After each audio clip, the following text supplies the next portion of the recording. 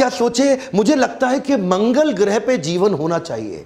ये सोचे मंगल ग्रह पे पेड़ पौधे उगाऊंगा, उसके बाद लोगों को बसाऊंगा, पूरा जीवन बसाऊंगा। ये रशिया गए, रशिया जाके उन्होंने बोला कि कुछ ऐसे रॉकेट्स का अरेंजमेंट किया जाए कि जिससे मैं मंगल ग्रह जा सकूं। उन्होंने इनको प्रपोजल दिया कि $8 मिलियन लगेगा। अब ये सोचने लगे, यार $8 मिलियन तो बहुत ज़्यादा है।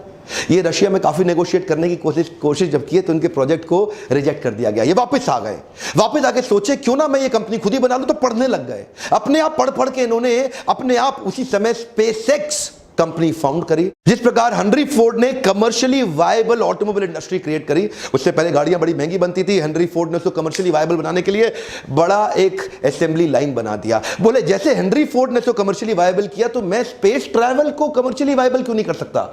$8 मिलियन तो बहुत ज्यादा है एक रॉकेट का।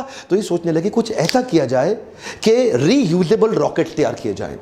तो रॉकेट साइंस की इनको पढ़ाई इन्होंने फॉर्मली तो नहीं करी थी, लेकिन इससे पता चलता है कि एक आदमी नेट को खोल के या किताबों को खोल के या एनसाइक्लोपीडिया को खोल के किताबों को पढ़ के खुद भी सीख सकता है। और वो इन्होंने किया। प्राइवेट ऑर्गेनाइजेशन स्पेस ट्रैवल को रीडिजाइन कर देगा, इसका किसी को विश्वास नहीं हुआ। कोई नहीं बोला कि मैं इसकी मदद करने, कोई नहीं आया।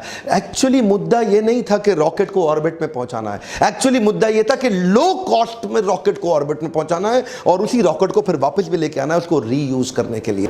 और वहीं जब इन्होंने पहला लॉन्च किया, इनके इंजन में आग लग गई और वो अर्ली आग लगी, वहां से इनको बहुत बड़ा नुकसान हुआ। अच्छा, दूसरी बार फिर ट्राई किया, दूसरी बार इनका जो रॉकेट था वो स्पेस में गया लेकिन ऑर्बिट में नहीं पहुंचा, फिर ऑफ रूट हो गया। और तीसरी बार स्पेस में जाते ही ऑफ रूट हो गया। 3 बार में इनका इतना नुकसान हुआ, जितना भी पैसा इनको मिला था पीछे जो इनको मिला था ना, पेपैल से जब पैसा आया था इनको बाहर निकाला गया था, तो वो सारा पैसा इन्होंने डाल दिया। लेकिन तीनों बार में पैसा खत्म हो गया, फंडिंग एजेंसी से खत्म हो गया, नासा से कॉन्ट्रैक्ट मिला, वो पैसा भी गया। अब इन्वेस्टर बोले अब कुछ नहीं बचा, अब तो कंपनी खत्म। लेकिन ये बोले एक ट्राई और करूंगा, एक ट्राई और करूंगा। क्या क्रेजी आदमी थे। He made a crazy announcement कि चौथा लॉन्च थोड़े ही महीनों में करने वाला हूं।